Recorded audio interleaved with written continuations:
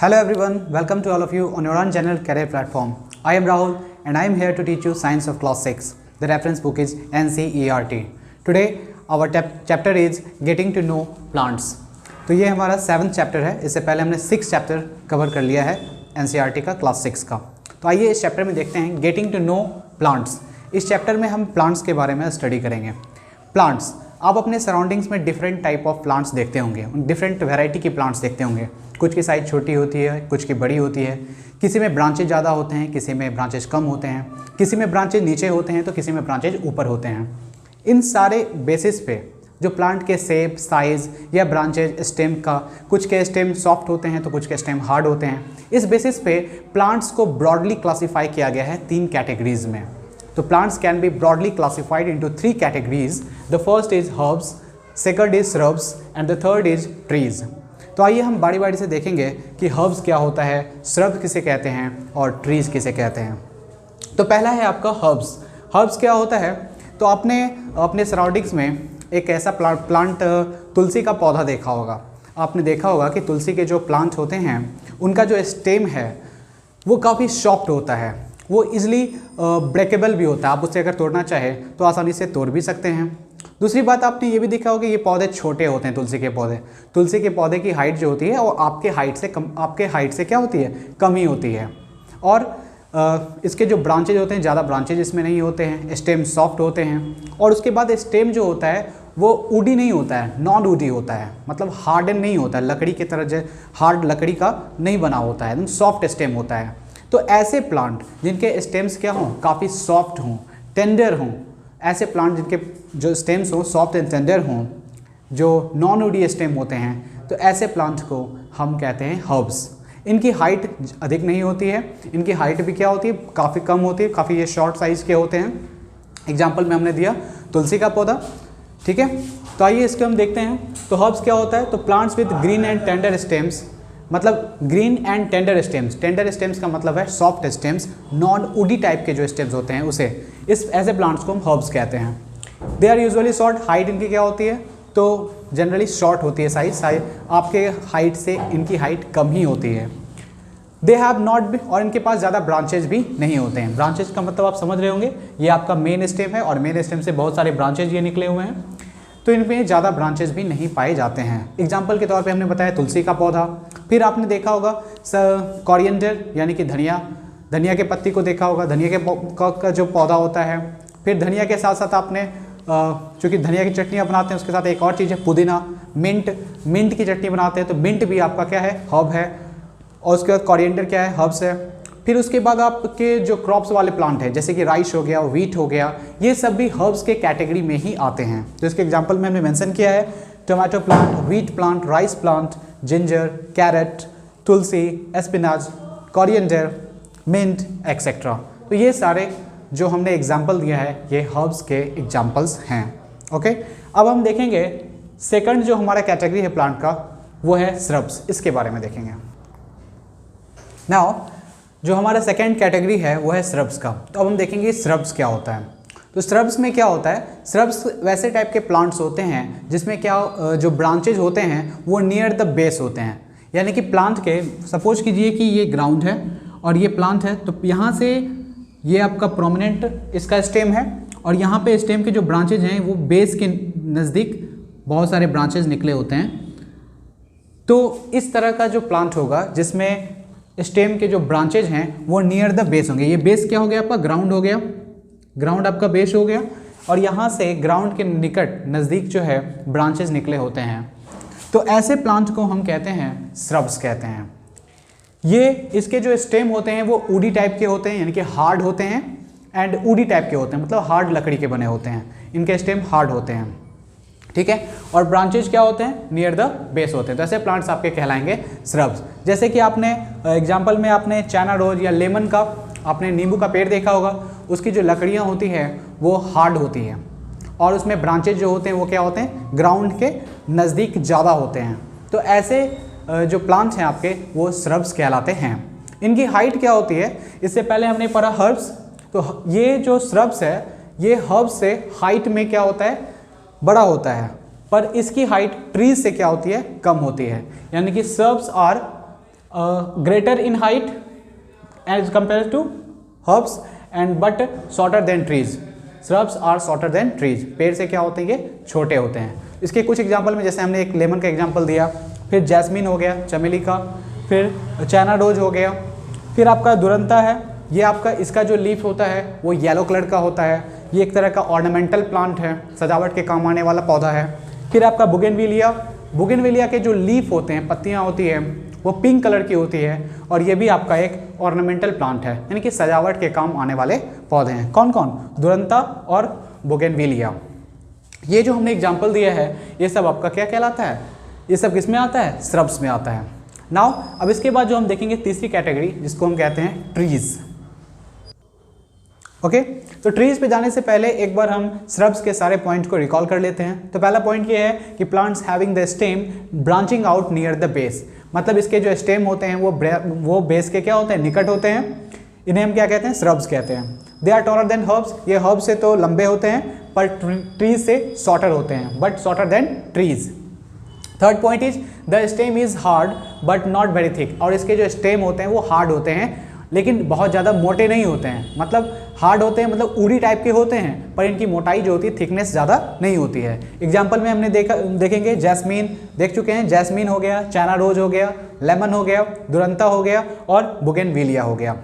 Now इसके बाद हम देखेंगे ट्रीज़ के बारे में। नाउ जो तीसरी कैटेगरी है वो है ट्रीज़ की। तो ट्रीज़ क्या है? तो पहले जो ट्रीज होते हैं ये इनके जो स्टेम होते हैं वो हार्ड होते हैं और काफ़ी थिक होते हैं, मोटे होते हैं। हार्ड एंड थिक इनके ब्राउन स्टेम होते हैं। दूसरी बात, इनकी जो हाइट है ये हर्ब्स और श्रब्स दोनों से क्या होती है? अधिक होती है। Trees are taller than herbs and shrubs. और एक पॉइंट और कि ट्रीज जो होते हैं इनके जो ब्रांचेज होते हैं वो ग्राउंड से, अगर ये आपका ग्राउंड है तो ये ग्राउंड से काफ़ी ऊपर जाके इनके ब्रांचेस मिलते हैं। जैसे कि आपने अपने सराउंडिंग्स में नीम के पेड़ को देखा होगा, पीपल के पेड़ को देखा होगा, या फिर बरगद यानी कि बनियन ट्री उसको देखा होगा। तो ये क्या होते हैं? एक तो इनकी हाइट अधिक होती है, इनके जो ब्रांचेज होते हैं वो ग्राउंड से काफ़ी ऊपर जाके होते हैं, और इनके ये मोटी लकड़ी के बने होते हैं, यानी कि ऊडी स्टेम एंड थिक स्टेम इनके हो पाए जाते हैं। तो ये आपका ऐसे आपके जो प्लांट्स हैं वो ट्रीज़ की कैटेगरी में रखे जाते हैं। जैसे कि नीम का पेड़ हो गया, पीपल ट्री हो गया, मैंगो ट्री हो गया, पाइन्स का ट्री हो गया, या फिर कोकोनट ट्री हो गया, नारियल का पेड़। ठीक है, तो ये सब आपके क्या कहलाते हैं? ट्रीज़ की कैटेगरी में आते हैं। ओके, तो एक बार इसके पॉइंट्स को देख लेते हैं। तो पहला, trees have hard and thick brown stem. इनके जो स्टेम होते हैं एक तो हार्ड होते हैं, हार्ड मतलब कठोर होते हैं, एंड थिक होते हैं मतलब मोटे होते हैं। दूसरा ये है दे आर वेरी टॉल, ये काफ़ी क्या होते हैं? बड़े होते हैं, लंबे होते हैं। इन दोनों से ज़्यादा लंबे होते हैं हाइट में। The stems have branches in the, और इनके जो स्टेम्स होते हैं वो ग्राउंड से काफ़ी ऊपर होते हैं। The stems have branches in the upper part much above the ground, ground से काफ़ी हाइट पे पाए जाते हैं। इनके एग्जाम्पल्स कौन कौन से हैं? कुछ एग्जाम्पल्स हमने लिए हैं, बनियन ट्री बरगद का पेड़, मैंगो ट्री आम का पेड़, पीपल एप्पल ट्री, फिर नीम का पेड़ पाइन्स, ठीक है, फिर और आपका हो गया कोकोनट ट्री। तो ये हो गए ट्रीज के कुछ एग्जाम्पल्स। तो हमने देखा जो प्लांट्स की जो 3 कैटेगरीज थी उसमें हमने देख लिया हर्ब्स, श्रब्स एंड ट्रीज। अब हम क्या देखेंगे? इसके बाद हम देखेंगे प्लांट्स की कुछ और कैटेगरीज क्या है, मतलब वैसे प्लांट जिनकी जो स्टेम होती है वो वीक स्टेम होती है, उनके बारे में देखेंगे। नाउ अब हम जो देखेंगे प्लांट की कुछ अदर कैटेगरी को देखेंगे। मतलब वैसे प्लांट, आपने अपने सराउंडिंग में कुछ ऐसे प्लांट भी देखा होगा जिनके स्टेम्स काफ़ी वीक होते हैं। मतलब स्टेम, चूँकि स्टेम जो है वो प्लांट को अपराइट यानी कि सीधा रखने का काम करता है। एक प्लांट जो है खड़ा जो होता है, मतलब खड़ा रहता है, इरेक्ट रहता है, अपराइट रहता है, किसके कारण? स्टेम के कारण। लेकिन कुछ ऐसे प्लांट्स हैं जिनके स्टेम काफ़ी वीक होते हैं, उन्हें इरेक्ट या अपराइट रहने के लिए किसी स्ट्रक्चर, किसी सपोर्ट की ज़रूरत पड़ती है। और अगर कोई सपोर्ट नहीं रहता है तो वो ग्राउंड पर ही क्या होते हैं? स्प्रेड कर जाते हैं, ग्राउंड पे फैल जाते हैं। ठीक है, तो हम ऐसे प्लांट्स की स्टडी करेंगे। तो ऐसे प्लांट जिनके स्टेम्स काफ़ी वीक होते हैं and that can not erect, that can not uphold upright, जो कि सीधा जो है स्टैंड नहीं रह सकता है, तो उनको हम 2 कैटेगरी में बांटते हैं। एक आपका है क्रीपर्स और दूसरा है आपका क्लाइंबर्स। तो क्रीपर्स क्या होता है? क्रीपर क्या होता है कि इनके भी स्टेम्स काफ़ी वीक होते हैं and the plants can not stand upright, और ये सीधे खड़े नहीं रह सकते हैं। तो ये क्या होता है, ये ग्राउंड पे जब ये सीधे खड़े नहीं होते हैं तो स्प्रेड ऑन द ग्राउंड, ये ग्राउंड पे ही क्या होते हैं, फैल जाते हैं, जैसे कि आपने वाटरमेलन या मस्क मेलन को देखा होगा। तो ये जो इस तरह के जो प्लांट्स हैं ये आपके क्रीपर्स कहलाते हैं, जो ग्राउंड पे ही सब स्टेम वीक होने के कारण ग्राउंड पे ही फैल जाते हैं। तो इसे हम वाटरमेलन, या इसके एग्जाम्पल में हमने वाटरमेलन या मस्क मेलन लिया है। फिर पम्पकिन यानी कि कद्दू का भी आपने देखा होगा प्लांट, ये ग्राउंड पे फैल जाता है, तो ये कहलाते हैं आपके क्रीपर्स। या फिर एक और एग्जाम्पल है आपका स्वीट पोटैटो। फिर दूसरा हमने कैटेगरी लिया है क्लाइंबर्स का। ये वैसे प्लांट्स हैं, तो इनके भी स्टेम्स काफ़ी वीक होते हैं, एंड ये भी ऐसे प्लांट हैं that can not stand upright, जो सीधे खड़े नहीं हो सकते हैं। तो ऐसे स्थिति में ये क्या करते हैं, ये अपने किसी नेबरिंग स्ट्रक्चर का, नेबरिंग स्ट्रक्चर का मतलब होता है पास में इनको जिन तरह का स्ट्रक्चर मिल जाए, चाहे वॉल मिल गया तो वॉल का सहारा लेकर के ऊपर चढ़ते हैं, यदि ट्री मिल गया तो ट्री का सहारा लेकर के ऊपर चढ़ते हैं, या फिर वॉल हो गया, ट्री हो गया, या फिर आपका फेंस हो गया किसी तरह का, उसका सहारा लेकर ऊपर चढ़ते हैं। तो ऐसे प्लांट्स को हम क्लाइंबर्स कहते हैं। नाम से ही क्लियर है, क्लाइंबर, क्लाइंब का मतलब चढ़ना, और क्लाइंबर मतलब जो प्लांट ऊपर चढ़ की तरफ नेबरिंग स्ट्रक्चर का सहायता लेकर के ऊपर चढ़ता हो, ऐसे प्लांट को हम क्लाइंबर्स कहते हैं। एग्जाम्पल के तौर पे हमने एग्जाम्पल दिया आपको, मनी प्लांट का पौधा आपने देखा होगा, जो कि ऊपर की तरफ लतरता, मतलब ऊपर चढ़ता, सहारा लेकर चढ़ जाता है। पी प्लांट हो गया मटर का, फिर बीटर गार्ड हो गया जैसे कि करेला का हो गया, बीन स्टॉक, फिर आपका ग्रेप वाइन। तो ये सब जो है आपके क्या कहलाते हैं, ये सब आपके क्लाइंबर्स कहलाते हैं। ओके, तो अब तक हमने प्लांट की जो डिफरेंट कैटेगरीज थी उसका स्टडी किया। अब हम देखेंगे प्लांट के पार्ट्स के बारे में, मतलब एक प्लांट में क्या क्या चीज़ें होती हैं। तो एक प्लांट के मेनली 4 पार्ट्स होते हैं, 4 पार्ट्स होते हैं। पहला आपका स्टेम है, दूसरा लीफ, तीसरा है रूट, और चौथा है फ्लावर। तो पहले हम देखेंगे स्टेम क्या होता है। स्टेम प्लांट का, ये स्टेम वो पार्ट है जो प्लांट को सीधा खड़ा रखता है, यानी कि it holds the plant upright, ये प्लांट को सीधा रखता है, एक तरह का सपोर्ट मिलता है प्लांट को। प्लांट का स्केलेटल जो है वो जो है मतलब प्रोवाइड करता है, उसको सीधा रखता है। जैसे कि ये प्लांट है, तो आप देख रहे होंगे ये प्लांट जो आपका है, जिस प्लांट में ये आपका ये वाला पार्ट जो आप देख रहे हैं, ये आपका क्या है, यही आपका क्या है, स्टेम है।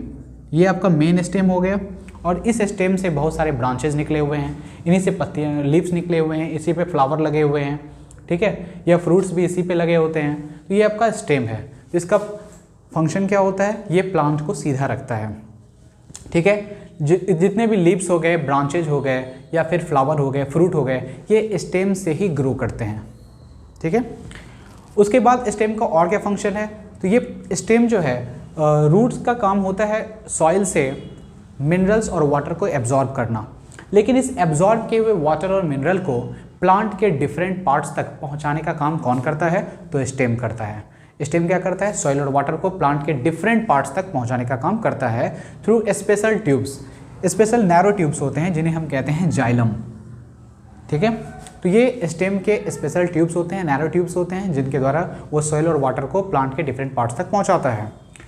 फिर स्टेम का एक और फंक्शन है कि आपको आगे हम बताएंगे इस चैप्टर में, इसी लेक्चर में, कि जो प्लांट की जो लीफ वाला पार्ट है ये फूड प्रिपरेशन का काम करता है। यानी कि फूड जो है वो बनता कहाँ पे है, लीफ में, यानी कि ग्रीन लीव्स में, यानी कि हरी पत्तियों में बनता है। और फूड प्रिपेयर होने के बाद उस फूड को प्लांट के डिफरेंट पार्ट्स तक जो पहुँचाने का काम है वो काम भी स्टेम ही करता है, लेकिन स्पेशल ट्यूब्स के द्वारा। उस ट्यूब का नाम है फ्लोएम। यानी कि एक ट्यूब हो गया जो वाटर मिनरल्स को डिफरेंट पार्ट्स तक पहुंचाता है प्लांट के, उसे हम कहते हैं जाइलम। और स्टेम का दूसरा ट्यूब जो लीफ में प्रिपेयर्ड फूड को, लीफ में जो फूड प्रिपेयर्ड होते हैं उसे प्लांट के डिफरेंट पार्ट्स तक पहुंचाने का काम करता है, उसका नाम है फ्लोएम।